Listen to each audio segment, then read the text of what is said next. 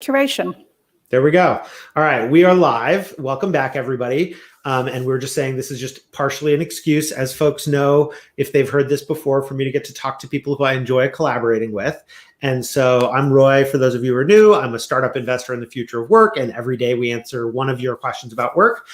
Today, we're here with a becoming more and more frequent collaborator of ours, Tony. I don't know if you pronounce your last name Cohen or Cowan. Cowan Brown. Cowan Brown. I mean, I knew the rest of it, obviously. And Tony is a person who, like me, thinks about the intersection of tech and politics. E-Day Feeks is her newsletter. Yeah. She's got a podcast or two, an extra hobby in being an F1 expert.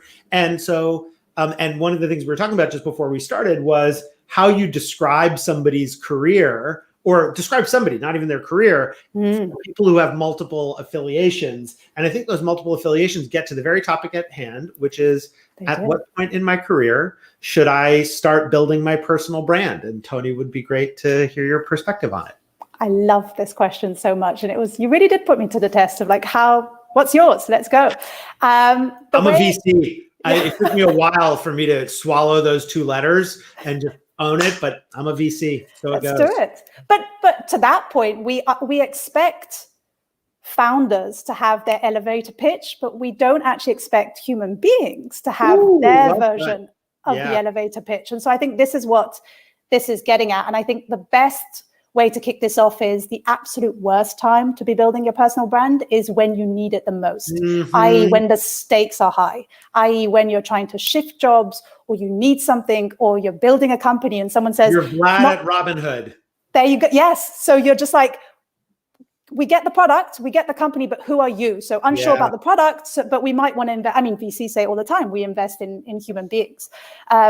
And I think with the personal brand, it really does. The thing that took me so long to realize is it allowed me to be detached from my job and my job title. And I think that's something that you, Roy, talk a lot about, of like what's the human element to it? So I'm not just Tony, VP of Business Development. I'm Tony, someone who's been focusing on the intersection of tech and politics. Because I think for some people, they perceive that if you're very early in your career, you're not ready to do that yet. I can't have and for me, that was for sure the case. Is I had like one of those private Twitter accounts. Yes. I mean, sure, you could still do it. I had one for years because I was like, I don't know. And so when in your own journey did you realize that you wanted to have or would benefit from having a personal brand that was separate from this is my job title?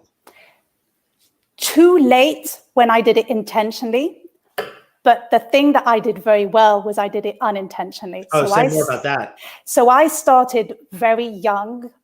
It was very clear to me very quickly that I was someone that was never going to be an expert in one thing. I was never going to be your VP of marketing, your VP of sales, because I look at things too holistically. So I love being the project manager on GDPR compliance, because that means you have to talk with the lawyers, you need to talk with the product people, etc. And so that was the same when I started jobs, is I always had side projects, whether that was a food blog, whether that was a YouTube chat, regardless of what that is. And then I started to realize bit by bit that the job interviews I was getting and the conversations within the job interview had nothing to do with my expertise, had nothing to do with my actual CV, had nothing to do with my education, but had everything to do with, talk to me about this blog that you created and how did you monetize it and how did you build a community? Talk to me about all those things. And so that was the unintentional piece of it, is I realized I was always doing a bunch of things. The intentional piece, I think, happened about 4 or 5 years ago when I realized, hey, wait a minute, I spent the last decade focused on this. And it only happened in the last 4 years that I was like, you know what, in one sentence, what I am someone who is focused at the intersection of tech and politics. I say it so much now that my husband laughs every time he hears the sentence, because he's like, here she goes again.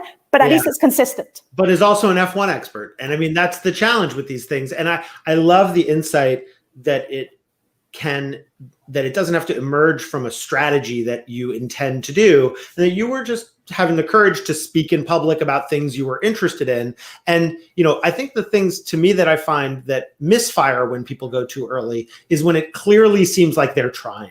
Yes. Like, part of the art here is to be you. And that actually takes some tradecraft to figure out how to be you in those settings. And I just, I think whatever format people are comfortable with, and we now have so many choices, it sort of doesn't matter so long as they're doing something. And you've hit the nail on the head there, Roy, when you mentioned also previously that you didn't, everything was private. What took me time to realize, but I'm now adamant in, is people are going to judge whatever you say, regardless of what you say, on how long you spent crafting it. Whether you spent 2 hours writing something that you're proud of, or you spent 10 years crafting a memo, people are going to judge it. And it's going to land different ways in different people. The other thing attached to that is, if you don't speak up, if you don't build something around what you stand for, your values, what you're excited about, people are going to make those assumptions for you. So you might as well start early on thinking about this. The other thing is, it's a really cool exercise to think about, who am I? What do I get excited about? What are my values? What do I stand for? And again, it's a fun exercise to do when the stakes are low, i.e. you don't actually need it. It's a far harder and far less exciting exercise to do when the stakes are really high, i.e. oh no, I've got a new job, or I'm starting a new company, or I'm building a new product or a new brand. Yeah, I love that. And, people look at the history on it too. And the things that have longer history are more authentic. So I love that. That's true. Ton of context. And it evolves. That's the thing. To your point, it evolves. I realized that how Idée Fixe came out as a newsletter was, I am someone who enjoys a myriad of things, and tech is always at the center. So even F1, I'm actually interested in Formula One, but from a tech angle, from a tech perspective, the fact that they have servers that they have to pack up and move in 20 different countries every 2 weeks. I'm just like, talk to me about the Amazon servers. So that, again, it's actually still very much in line with my, my you idea. You may be one of the foremost experts who doesn't work on F1 at the technology of F1. Who knows? There you go. I love that. Well, that is some great not advice, a person's perspective. And we love hearing those, because that's how we figure these things out. And we'll be back tomorrow. And thank you, Tony. I hope you'll come back again and again. And for everybody else, to be continued.